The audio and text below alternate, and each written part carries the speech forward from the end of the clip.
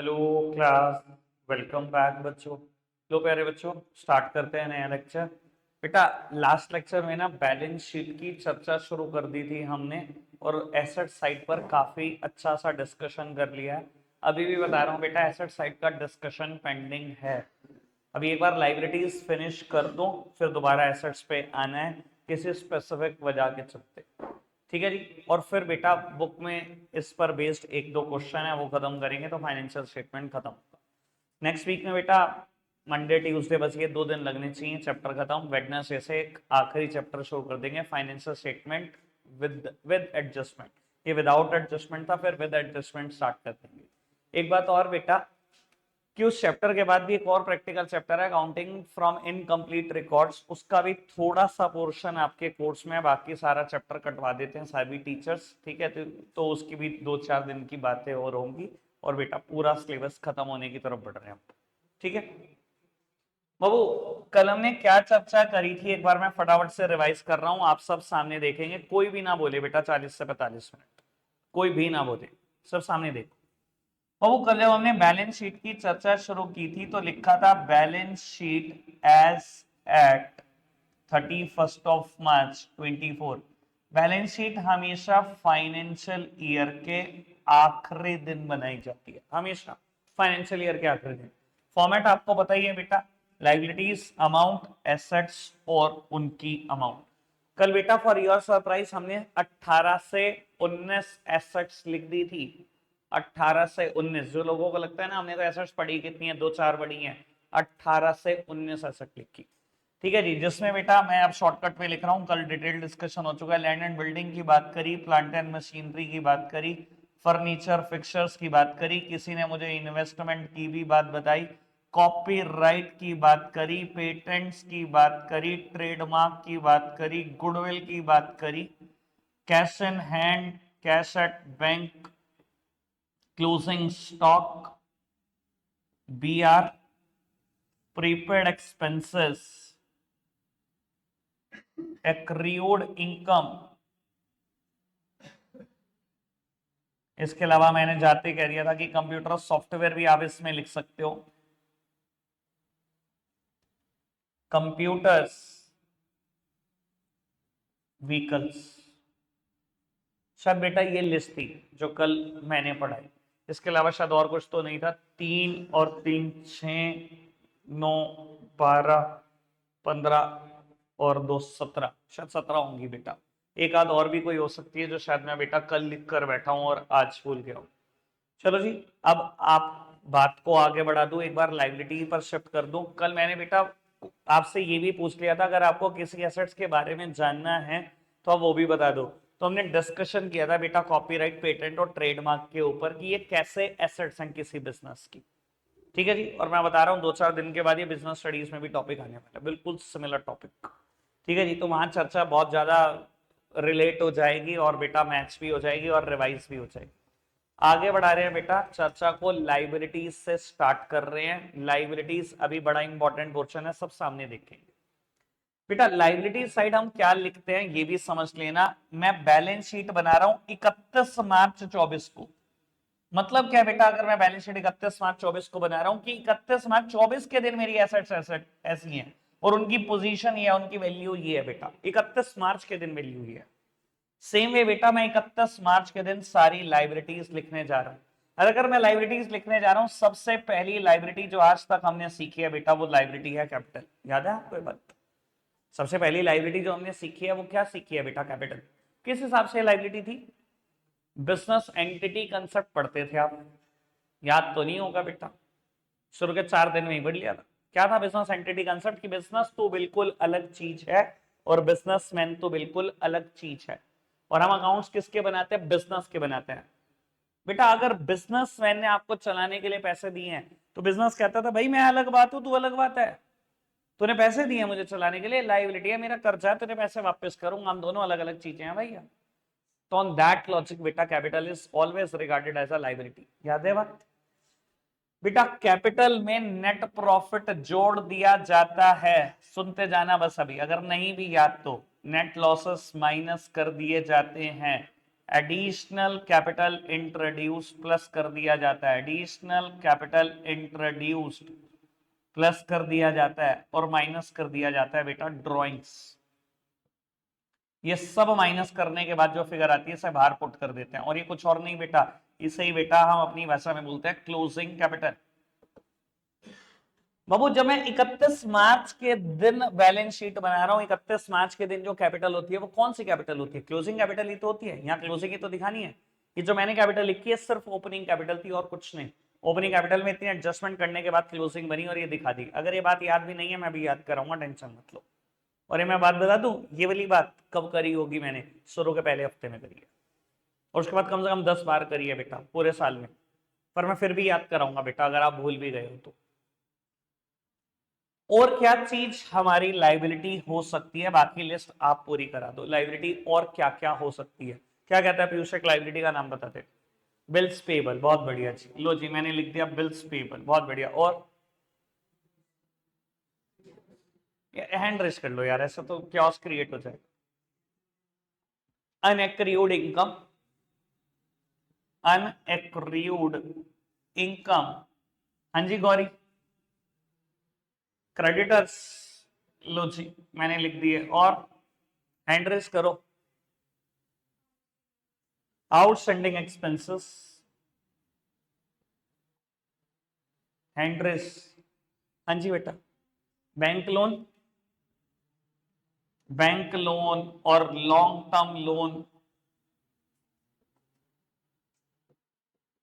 और अनमोल और कुछ बचा है? सर सब हो गया?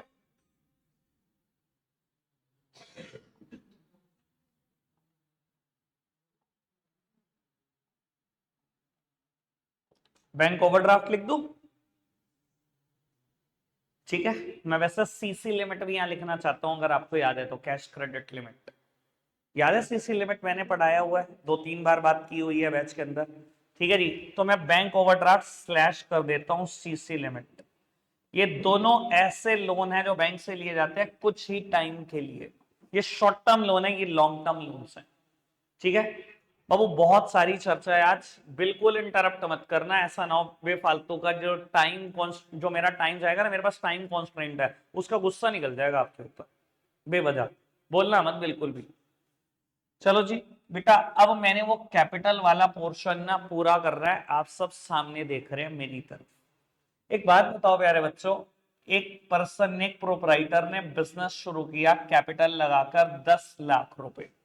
ठीक है, कुछ ही टाइम में बिजनेस चल रहा था बेटा, 6 महीने में ही उसको पता लग गया, 30 सितंबर को ही पता लग गया कि ये जो मैंने कैपिटल लगाई है सफिशिएंट नहीं है बिजनेस में, कहीं ना कहीं मेरे बिजनेस को और पैसे की जरूरत है। तो उसने क्या करा बेटा, एडिशनल कैपिटल और इंट्रोड्यूस कर दी बेटा 8 लाख रुपए। 10 पहले लगाए थे, 8 और इंट्रोड्यूस कर दिए। मेरे बिजनेस की लाइबिलिटी कितनी, कितने पैसे वापस करने हैं प्रोपराइटर को? 18 लाख। 10 ये और 8 ये, पक्की बात। बाबू उसको ना 3 महीने के बाद 31 दिसंबर के दिन पैसे की जरूरत पड़ गई और उसने अपने पर्सनल पर्पस के लिए बिजनेस से 3 लाख रुपए निकाल दिए। मेरे बिजनेस की लाइबिलिटी कितनी, कितने पैसे लगे हैं प्रोपराइटर के जो वापस करने हैं उसको? 15। 10 लगाए थे, 8 और लगा दिए, 18, 3 निकाल के ले गया, 15। 15 ही तो वापस करने हैं मैंने उसके। ठीक है जी। और बेटा अगर पूरे साल बिजनेस चला, इतने सारे पैसे लगे हैं, तो ऐसा तो हो नहीं सकता कि बिजनेस चलने का कोई रिजल्ट ना है। Result will be either profit और लॉस, या प्रॉफिट हुआ होगा या लॉस हुआ होगा, ऐसा न्यूट्रल तो रह ही नहीं सकते आप कभी। और मैं कहता हूं बेटा बिजनेस में ना मान लो प्रॉफिट हुआ 5 लाख रुपए, बेटा प्रॉफिट हो या loss, it always belongs to the proprietor. उधर सामने देख बेटा, प्रॉफिट हो या loss it always belongs to the proprietor. क्यों बेटा? ऐसा बोला जाता है जो इंसान बिजनेस चलाने का रिस्क लेता है, प्रॉफिट भी उसका और लॉसेस भी उसके। तो बेटा मैंने प्रोपराइटर को टोटल कुल मिला के कितने पैसे वापस करने हैं डिसाइड करो। 10 ये देने, 8 ये देने, 18 देने, 3 निकाल के ले गया, 15 ही देने। प्रॉफिट भी उसको देना है, प्रॉफिट भी उसका, मतलब कितने देने हैं मैंने? 20 देने। ठीक है जी, दिखा दो 20 लाख की लाइबिलिटी। बेटा मैंने यही दिखाई हुई है, हो क्या गया तुम्हें? कैपिटल में जोड़ दो नेट प्रॉफिट, अगर नेट लॉसेस है तो माइनस कर दो, एडिशनल कैपिटल जोड़ दो, ड्रॉइंग्स माइनस कर दो। मैंने भी तो यही करा। ओपनिंग कैपिटल 10 लाख रुपए ली, एडिशनल कैपिटल 8 लाख रुपए। कितने देने? 18 देने। 3 उसने निकाल लिए, कितने देने? 15 देने। प्रॉफिट हो या लॉस उसको बिलोंग करता है, मैंने माना 5 लाख का प्रॉफिट हुआ, ये कैलकुलेट कर लो, 20 लाख ही तो आता है। तो क्या हो गया अगर मैंने फॉर्मूले की फॉर्म में लिख दिया तो? क्या ही फर्क पड़ गया। और अगर आप कहो तो कोई दिक्कत नहीं, पहले हफ्ते की वीडियो चला के दिखा देता हूं, सेम नंबर लाइन देखनी है। अकाउंटिंग इक्वेशन का क्वेश्चन नंबर 9 या 10 है, जो इस फॉर्मूला पर बेस्ड है। कोई फर्क नहीं है, सेम है। अगर सिंपली प्रॉफिट बोला जाएगा हमेशा उसका मतलब नेट प्रॉफिट से होगा। अगर आपको ग्रॉस बोलना है तो बताना पड़ेगा कि ग्रॉस है। प्रॉफिट और नेट प्रॉफिट में कोई फर्क नहीं होता। अभी तक कोई दिक्कत, कोई परेशानी? बात समझ में आ गई? आगे बढ़ जाए। ये वाली बात किसी ने मुझसे रिपीट करानी है तो बेटा बताओ, ये वाला पोर्शन कुछ रिपीट करना है तो बताओ। क्लियर बात? अब सामने देखना बेटा, बड़ी इंपॉर्टेंट बात करेंगे, बहुत तगड़ी, पूरी बैलेंस शीट से रिलेटेड बात करेंगे, बड़ी इंपॉर्टेंट बात करेंगे बेटा। पेपर ना आपको कहता है मुझे ना बैलेंस शीट तो चाहिए, मुझे बैलेंस शीट तो चाहिए, but in the order of liquidity, in the order of liquidity. यार ये क्या चीज है लिक्विडिटी? बाबू करता हूं बात, लिक्विडिटी क्या चीज है। सबसे पहले ना एक बात बताता हूं, अगर मैं सारी एसेट्स को देखूं ना, सारी के सारी एसेट्स को, तो मेजरली जितनी भी एसेट्स है ना, दो पार्ट में क्लासीफाई हो सकती है। ठीक है बेटा, एक बहुत बड़ा एसेट का हिस्सा है जिसको मैं नॉन करंट एसेट्स बोल सकता हूं या फिक्स्ड एसेट्स बोल सकता हूं। 11th में ना दोनों ही बातें ट्रू हैं, अगर आप फिक्स्ड एसेट्स भी बोलो तो टीचर निभाते हैं उस बात को, वैसे correct word should be non current assets. 12th class में हम इसको नॉन करंट एसेट्स ही बोलते हैं। और बेटा दूसरे तरीके की एसेट्स की कैटेगरी है करंट एसेट्स। क्या होती है current assets? which is to be converted into cash or cash equivalents within a year, जो एक साल में कैश में कन्वर्ट हो जाएंगे या कैश जैसी चीजों में कन्वर्ट हो जाएंगे, उसे हम क्या बोलते हैं बेटा? करंट एसेट्स बोलते हैं। बेटा नॉन करंट एसेट्स या फिक्स्ड एसेट्स क्या होती है? Which is required in the business for more than 1 year, और जिसका पर्पस सेल नहीं है, इसको हम बेचने के लिए खरीदकर नहीं लाते। नॉन करंट एसेट्स क्या है बेटा? Which is required in the business for more than 1 year, जो बिजनेस में एक साल से ज्यादा के लिए रिक्वायर्ड है, and the purpose is not sale. Current assets का पर्पस ही सेल होता है एक्चुअली में बेटा, कि बेचने के लिए लाए हुए। समझ में आती है बात? यही होती है दो तरीके की एसेट जो आपने मुझसे पढ़ी है आज तक। बेटा लाइबिलिटी की बात करो तो लाइबिलिटी में भी यही सिचुएशन है बेटा। बहुत सारी लाइबिलिटीज ऐसी होती है जो लॉन्ग टर्म लाइबिलिटीज हैं। अब बेटा आप लॉन्ग टर्म लाइबिलिटी बोलो, मुझे सूट करता है, 11th में सूट करता है, पर इसके लिए हम करेक्ट वर्ड लगाते हैं बेटा 12th क्लास में, नॉन करंट लाइबिलिटी, कि ये करंट लाइबिलिटीज नहीं है। और बेटा बहुत सारी लाइबिलिटीज बिजनेस में ऐसी भी हैं जो करंट लाइबिलिटी है। करंट लाइबिलिटीज क्या होती है बेटा? करंट लाइबिलिटीज क्या होती हैं बता? Which is to be paid within year, नाम है करंट, बिल्कुल अभी देनी है, which is to be paid within year. बेटा हर वो लाइबिलिटी जो एक साल के अंदर अंदर देनी है, वो लाइबिलिटी क्या है? करंट लाइबिलिटी है। और बेटा नॉन करंट लाइबिलिटी जो बेटा हमें पे करनी है एक साल के बाद, आफ्टर 1 ईयर पे करनी है बेटा, उन्हें हम क्या बोलते हैं? नॉन करंट लाइबिलिटी या लॉन्ग टर्म लाइबिलिटी। दोनों में से कुछ भी बोलो सूट करता है, नॉन करंट एप्रोप्रिएट वर्ड है, ऐसे ही non current assets appropriate word है। ठीक है जी, अब बात समझ में आई कि एसेट्स की भी दो ही कैटेगरी है मोटी मोटी, और बेटा लाइबिलिटी की भी दो ही कैटेगरी है। अब आपको मेरे पास पेपर में क्वेश्चन आता है कि आपको बैलेंस शीट बनानी है in the order of liquidity. Liquidity का मतलब क्या होता है बेटा? Liquidity simply means convertibility into cash. जो चीज जितनी जल्दी कैश में कन्वर्ट होगी, जितनी जल्दी, उसी ऑर्डर में लिख दो बैलेंस शीट। ठीक है जी, बैलेंस शीट में अगर आप एसेट साइड चिपका रहे हो, जो चीज जितनी जल्दी कैश में कन्वर्ट हो उसको उतनी जल्दी लिखो, तभी तो लिक्विडिटी की बात होगी। लिक्विडिटी मतलब कन्वर्टेबिलिटी इनटू कैश, और जो चीज जितनी जल्दी पे होगी उसको उतनी जल्दी लिखो लायबिलिटीज में। समझ आई बात? अब मैं बेटा लिखना शुरू कर रहा हूं, और पूरे 100% आपके सपोर्ट की जरूरत है। और ध्यान रखना बेटा, ये सबसे इंपॉर्टेंट टॉपिक होगा अभी 11th क्लास के लिए जो मैं अब करने जा रहा हूं।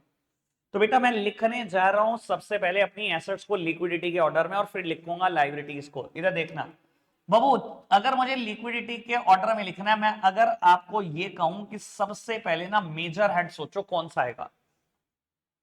मेजर हेड क्या आना चाहिए ऊपर? करंट एसेट्स ही तो आना चाहिए। ये ज्यादा लिक्विड होता है ना नॉन करंट के कंपैरिजन में, ये कैश में जल्दी कन्वर्ट होता है, ये तो नहीं होता कैश में जल्दी कन्वर्ट। पहले मेजर हेड सोचो, फिर अंदर के माइनर हेड सोचो, ठीक है। सबसे जल्दी कैश में कौन कन्वर्ट होगा? अगर आपने पहली आइटम कुछ भी और लिख दी इसके अलावा, गलत हो जाएगा। इससे जल्दी थोड़ी कोई कैश में कन्वर्ट हो गई, तो है ही खुद कैश। और दूसरी आइटम भी अगर आपने इसके अलावा कुछ और लिख दी तो बेटा नंबर कट हो जाएगा। कोई दिक्कत कोई परेशानी तो नहीं? बात समझ में आ गई?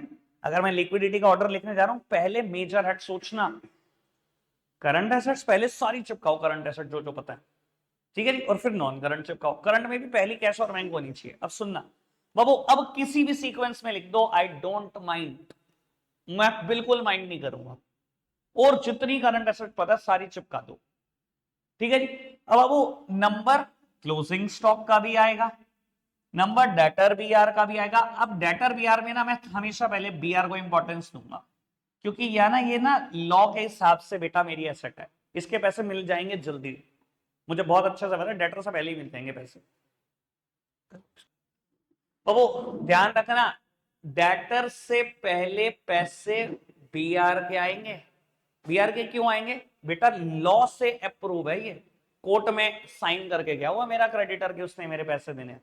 एक बारी को ऐसा तो हो सकता है मैंने किसी आदमी से 10,000 लेने हैं, डेटर है वो मेरा टाल ही जा रहा है, कल देता हूं, परसों देता हूं, तरसों देता हूं। लेकिन अगर बीआर कल का है तो कल पैसे आ जाएंगे बेटा, ठीक है ना। तो पहले पैसे बीआर के आएंगे, हमेशा डेटर से पहले बीआर लिख देना।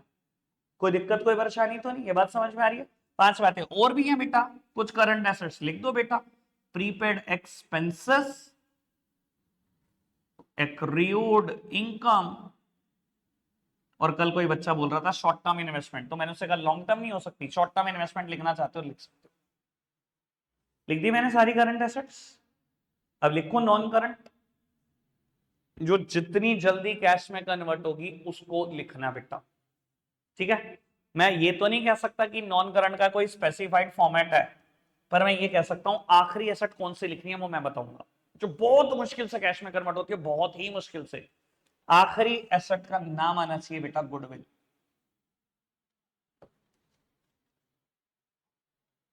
क्या गुडविल एसेट है? कल पूछा नहीं किसी ने। गुडविल का मतलब क्या होता है बेटा? Someone's reputation. रेप्यूटेशन एसेट होती है? नहीं होती? होती है बाबू। अगर आज 5 स्टार जनता का, समझ सकते हो शहर में नाम कितना है, आप चाहते हो कि मैं उसकी दुकान खरीदूं घंटा घर की, मैंने बताया जी दुकान तो 100 गज की है, हम दुकान तो बेचना चाहते हैं जी 5 करोड़ की, पर 2 करोड़ की गुडविल चाहते हैं। 7 करोड़ चाहिए, मिल जाएंगे कि नहीं मिल जाएंगे आसानी से? 2 करोड़ दे देगा कौन के नाम का? कोई नहीं बेटा। जब कस्टमर दुकान के अंदर एंट्री करता है ना, उसे इस बात से कोई मतलब नहीं कि गल्ले पे खड़े होकर पैसे कौन ले रहा है मुझसे। उसे इस बात का सेटिस्फेक्शन है कि दुकान जो है 5 स्टार जनता की दुकान से सामान खरीद रहा हूं मैं, बेस्ट इन क्वालिटी है। हाँ, मिठाइयों की दुकान पे जाके हम कह देते जी टेस्ट करा दो, जुट्टी ना हो। वहां जाके ना वर्ड ही नहीं निकलता, हमें पता है, मतलब खराब ना हो या बासी ना हो, वहां जाके तो ये वर्ड भी नहीं निकलता ना यार मुंह से, क्योंकि पता है ना कितना प्योर है। वो दुकानों पे जाके कह देते हैं क्या इस्तेमाल कर रहे हो, डालडा कर रहे हो देसी की कर रहे हो, शक करते हैं अगर वो क्या भी दे देसी की कर रहे हैं। 5 स्टार जनता की दुकान पे जाके वर्ड भी नहीं निकाल पाते हम, क्योंकि हमें पता है क्या ही इस्तेमाल हो रहा होगा। मिलते होंगे कि वैसे नहीं मिलते होंगे, पर बेटा बहुत मुश्किल से मिलते हैं। देखो गुडविल के पैसे कब मिलेंगे कैश में? कब कैश में कन्वर्ट होगी गुडविल? जब बिजनेस बंद होगा, खत्म होगा। भाई खाली गुडविल तो बेचेंगे नहीं, अपना नाम कोई नहीं बेचता, दुकान के साथ बेचते हैं ना। जब बिजनेस खत्म होगा तब मिलेंगे पैसे, यानी कि सबसे मुश्किल से कैश में कौन रियलाइज होगा? गुडविल ही होगी। ध्यान रखना, आइटम आखिरी अगर लिक्विडिटी का ऑर्डर लिख रहे हो तो गुडविल है, बाकी अब किसी भी सीक्वेंस में लिखते रहो। नॉन करंट एसेट मुझे फर्क नहीं पड़ता, लैंड एंड बिल्डिंग लिख दो, प्लांट एंड मशीनरी लिख दो, जो जैसे याद है, furniture and fixture, copyright, patent, trademark और जो भी है भाई, ठीक है जी। कोई दिक्कत तो नहीं? एक बात, करंट एसेट्स और नॉन करंट एसेट्स के बीच में ना बेटा एक और एसेट लिख देना, लॉन्ग टर्म इन्वेस्टमेंट।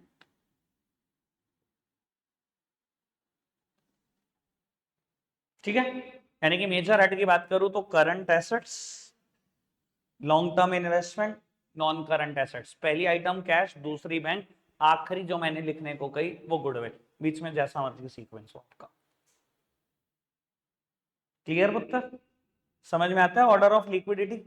अब बेटा यहां पर आ जाओ लाइबिलिटी, और मैं कह रहा हूं बहुत समझदार हूं, मुझे बहुत बढ़िया सा आंसर चाहिए। पहले मेजर हेड की बात करो, कौन सी लाइबिलिटी लिखो? पहले कौन सी मेजर हेड? Current liability. क्या हो गया यार तुम्हें, क्या हो क्या गया, मुझे समझ नहीं आता। कौन सा सांप सूंघ जाता है जब पूछने का नंबर आता है तुम्हारे से कुछ? करंट लाइबिलिटी तो लिखूंगा पहले, और फिर नॉन करंट लाइबिलिटी। ठीक है ना पुत्र? करंट लाइबिलिटी में क्या लिखो पहली आइटम? आपको क्या लगता है क्या लिखनी चाहिए? कोई समझदार व्यक्ति हैंड रेस करके बताइए जी, पहली आइटम यही होनी चाहिए, कोई और हो ही नहीं सकती। हैंड रेस करके बताओ, गैस ही करना है भैया, मैं तो कहीं नहीं रहा, पता है। Creditors, bills payable. Obviously creditor से पहले बिल्स पेबल लिखूंगा, देखो ये बात तो ठीक है, पर पहली आइटम बिल पेबल लिख दूं? अनमोल क्या कहता है, पहली आइटम क्या होनी चाहिए?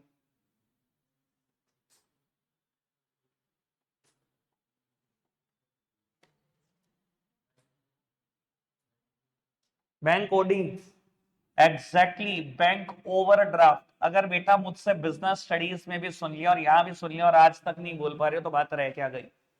बैंक कोडिंग के वैसे 2-3 दिन में वापसी हो जाते हैं बेटा, इससे इससे शॉर्ट टर्म कौन सी लाइबिलिटी होती है? बैंक कोडिंग क्या होता है? बैंक ओवरड्राफ्ट वो फैसिलिटी है कि आप जितना आपका बैंक में बैलेंस है उससे ज्यादा निकालने की परमिशन मिल जाती है। याद है ना, करंट अकाउंट में फैसिलिटी होती है। आपके करंट अकाउंट में 2.5 लाख पड़े हुए हैं, आपने 3 लाख का चेक काट के दे दिया, और टेलर ने देखा जी 3 लाख का चेक आ गया, तो खाते में उसने चेक कर दी पैसे 2.5 लाख। वो आपकी रेप्यूटेशन का दिमाग में रखते हुए 3 लाख के 3 लाख निकाल के दे देता है, खाते में बड़े 2.5 लाख। ये 50,000 फालतू निकालने की परमिशन मिल गई, इस सिचुएशन को बैंक कोडी बोलते हैं। पर बेटा वो अगले मिनट कॉल करके बता देता है, सर क्या करते हो, बैलेंस तो चेक कर लिया करो, 3 लाख का चेक काट दिया था आपने, 2.5 पड़े थे, मैंने फिर भी ऑनर कर दिया, आके जमा करा देना विद इंटरेस्ट। 2-3 दिन में पैसे जमा हो जाते हैं भैया, इससे ज्यादा शॉर्ट टर्म तो कोई लाइबिलिटी नहीं है। ठीक है बेटा बात। अब किसी सीक्वेंस में लिखो, बस क्रेडिटर से पहले बिल्स पेबल लिख देना। बिल्स पेबल लिख दिया मैंने, क्रेडिटर लिख दिया, आउटस्टैंडिंग एक्सपेंसेस, अनएक्रूड इनकम। अब नॉन करंट लाइबिलिटी में long term loans, long term loans या बैंक लोन, और बेटा सबसे आखिरी चीज कैपिटल। कैपिटल जिसमें नेट प्रॉफिट जुड़ेगा या नेट लॉसेस माइनस होंगे, या एडिशनल कैपिटल इंट्रोड्यूस जुड़ेगा और ड्रॉइंग्स माइनस होंगे। सर मैंने एक बात बताओ, सोच समझ के, मैंने कैपिटल सबसे आखिरी में क्यों लिखी? सबसे आखिरी में क्यों लिखी? बेटा मैं ऑर्डर ऑफ लिक्विडिटी लिख रहा हूं। वो लाइबिलिटी सबसे बाद में लिखना जो सबसे बाद में पे होगी। कब पे होती है बेटा पता है ना? जब धंधा बंद होगा तब हम प्रोपराइटर के पैसे वापस करेंगे, इससे पहले कर नहीं रहे, तो सबसे आखिरी में कैपिटल ही लिखी जाए। क्लियर हुआ ऑर्डर ऑफ लिक्विडिटी? पक्का से? बाबू उल्टी बात करता है, बिल्कुल अपोजिट। क्वेश्चन कहता है बैलेंस शीट का, बैलेंस शीट लिखो in the order of permanence. Permanence मतलब जो जितना परमानेंट है उसको उतना पहले लिखो। आ जाओ जी, बस अब मैं इस बात पे 1 ही मिनट लगाना चाहता हूं, इससे ज्यादा नहीं।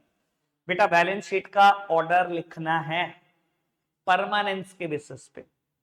ठीक है जी, मुझे ये बता दो मेजर हेड में अनुज भाई पहले कौन सा मेजर हेड लिखो एसेट का? मेजर हेड, दो ही तो मेजर हेड है बाबू। मेजर, मेजर हेड क्या है? नॉन करंट एसेट्स और करंट एसेट्स, है ना, और इनके बीच में मैं लिखूंगा लॉन्ग टर्म इन्वेस्टमेंट।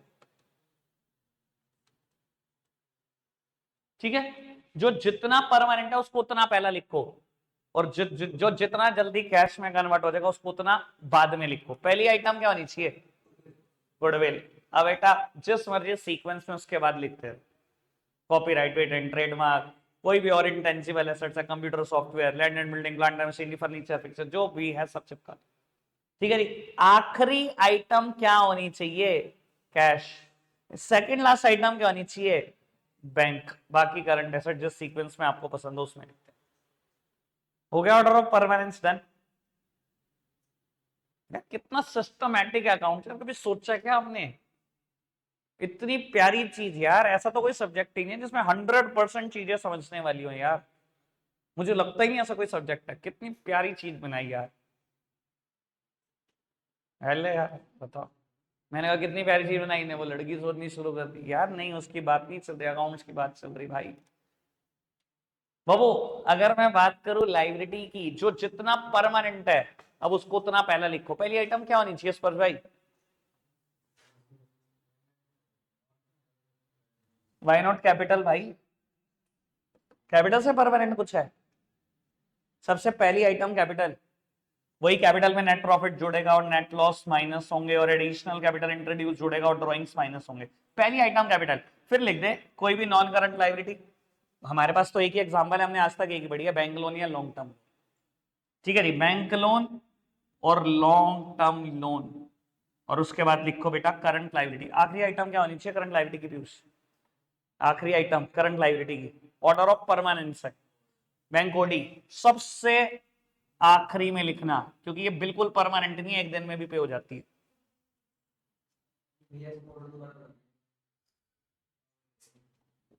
चलो ये ऑर्डर दोबारा बताते हैं। ये एक बार मैं स्लाइड ड्रॉप कर रहा हूं। देख पुत्र, मैं ना कैसे सोचता हूं, मेरी तरीके से थोड़ा सा सोचना शुरू कर दो बस, क्योंकि मैंने भी अपनी जिंदगी में ऐसे ही याद किया जब मैं तुम्हारी एज में था। बाबू सबसे पहले ना मेजर हेड को याद करने की कोशिश करो, माइनर हेड सब हो जाते हैं, मेजर हेड और मेजर हेड। एसेट साइड ना मेजर हेड मोटे मोटे तीन होते हैं। एक करंट एसेट्स है, एक लॉन्ग टर्म इन्वेस्टमेंट है, एक नॉन करंट एसेट्स है। लाइबिलिटी साइड भी तीन है, एक करंट लाइबिलिटी है, एक नॉन करंट लाइबिलिटी है, और एक कैपिटल। ये समझ, ठीक है। और ये मैंने ऑर्डर ऑफ लिक्विडिटी लिखा है तो कायदे से नॉन करंट लाइबिलिटी, ठीक है ना। पर मैं अगर कहूं तो बेटा सिर्फ मैंने एक ही पढ़ी है, सही एग्जांपल है नॉन करंट लाइबिलिटी का, मैंने एक ही पढ़ रखी है बैंक लोन। ये ऑर्डर ऑफ लिक्विडिटी लिख दिया मैंने, ठीक है। ये तो हो गया मेजर हेड। अगर यही ऑर्डर ऑफ परमानेंस हो तो नॉन करंट एसेट ऊपर आ जाएगा, फिर लॉन्ग टर्म इन्वेस्टमेंट, फिर करंट एसेट्स, ऐसे ही कैपिटल ऊपर आ जाएगा, नॉन करंट लाइबिलिटी और करंट लाइबिलिटी। बस अंदर के माइनर हेड पता ही है। पहले मेजर हेड के बारे में सोचा करो, सब हो जाएगा माइनर हेड। माइनर हेड में सोचना क्या है, कैश बैंक और गुडविल, इधर से बैंक ओवरड्राफ्ट और कैपिटल, यही सोचना है बस, और कुछ सोचना ही नहीं है बीच में। तो जंग बहुत ही आसान है, ठीक है पुत्र। बड़े आगे एक आध बात और रहती है मेरी, फिर मैं नोट करने का आपको टाइम दे रहा हूं। बाबू एक आध बात में जो बात करनी है मैं ये भी बता देता हूं। जब मैंने जिस दिन इलस्ट्रेशन नंबर 12 किया ना, सुनना जी काम की बात, जिस दिन मैंने इलस्ट्रेशन नंबर 12 किया जिसमें कैलकुलेट करना था ग्रॉस प्रॉफिट, ऑपरेटिंग प्रॉफिट और नेट प्रॉफिट, तो बेटा नेट प्रॉफिट के सामने एक चीज लिखी हुई थी बुक में, इधर देखो जी प्लीज सामने। जीपी निकालता हूं, पूरी स्टेटमेंट क्या लिखता हूं, to gross profit transfers to P&L account, transfer to profit and loss account, ठीक है जी। एक अकाउंट से दूसरे अकाउंट में जाने की शर्तें हैं, साइड बदल दो, नाम अकाउंट का आएगा। आप लेकिन जीपी भी लिख सकते हो, मैंने बताया था प्रिजम्पशन चली आ रही है, प्रथा चलती आ रही है कि इसको सब ठीक करते, ठीक है बाबू। मैं कहूं यही क्रेडिट साइड आपकी बढ़ी आई डेबिट साइड से P&L अकाउंट में, और हम यहां लिखते हैं टू नेट प्रॉफिट। अब बेटा मैं करेक्ट वर्ड बता देता हूं, सिर्फ यानी इतना नहीं लिखना, to net profit. 12th illustration में आगे का भी लिखा हुआ था, मैं बुक से पढ़ा रहा था, तो मैंने कहा था अभी आगे क्या लिखा छोड़ दो, जब तक मैं उस जगह पे ना पहुंचा दूं कि जिस जगह पे मैं आपको समझा सकूं। अब वो जगह आ चुकी है बेटा, ठीक है। लिंक होने में टाइम लगता है भैया, देखो चीजें। पर आपको पता है मैंने रटने कुछ नहीं दिया, ऐसा तो हो सकता है कि हफ्ते 10 दिन बाद, महीने बाद, 2 महीने बाद कोई चीज लिंक की हो, पर मैं अपनी तरफ से पूरी कोशिश करता हूँ कि कुछ भी ना रटो। डेप्रीसिएशन वाली बात कब करी थी? डेप्रीसिएशन का प्रॉफिट आया, लॉस में हमेशा कहता था to P&L account, bye P&L account लिख दो। कर दूंगा बात, करी या नहीं करी बात? लाइव क्लास थी उस दिन, बात करी और समझाया बेटा। कि क्यों लिखते थे वहां पर और कैसे लिखते थे, उससे क्या फर्क पड़ जाता है बाबू। अब लिखेंगे to net profit transfers to capital account. Net profit को ले जाओ कैपिटल में, या नेट लॉसेस हो तब भी यही लिखेंगे, by net losses transfers to capital account. बेटा ये नेट प्रॉफिट क्या कैपिटल अकाउंट में जा रहे हैं, ये देखो ये रहा कैपिटल अकाउंट, इसके बाद पीएनएल अकाउंट के बाद बैलेंस शीट तो बनती है, और जो नेट प्रॉफिट आया वो यहीं तो जा रहा है, या नेट लॉस आया वो यहीं तो जा रहा है। और क्यों जा रहा है इसका मैं लॉजिक दे चुका हूं। प्रॉफिट है या लॉस, प्रॉफिट हो या लॉस किसको बिलोंग करता है, उस इंसान को जिसने बिजनेस चलाने का रिस्क लिया, यानी कि प्रोप्राइटर को। अगर बेटा उसने 10 लाख लगाए थे तो 10 तो उसके वापस करने हैं, उसकी वजह से मेरे बिजनेस को 5 लाख का प्रॉफिट और हो गया, 5 भी उसको देने, यानी कि मेरी टोटल लाइबिलिटी कितनी होगी, 15 होगी, 15 देने उसके। इसका मतलब ये अगर रीडिंग कर सकते हो अकाउंट्स की तो। ठीक है पुत्र, ठीक है।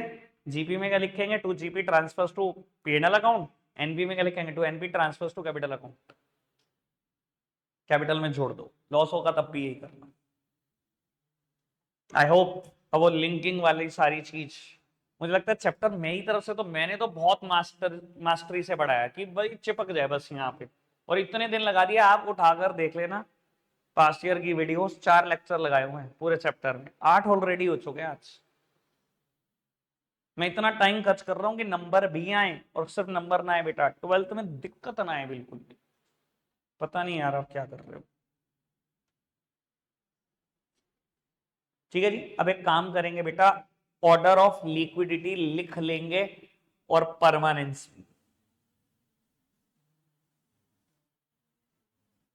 बाबू अब आप ऑर्डर ऑफ लिक्विडिटी लिखना शुरू करो। आकाश भाई पोस्ट करते दो। लगते हैं आज के लिए इतना ही है प्यारे बच्चों, बाय बाय।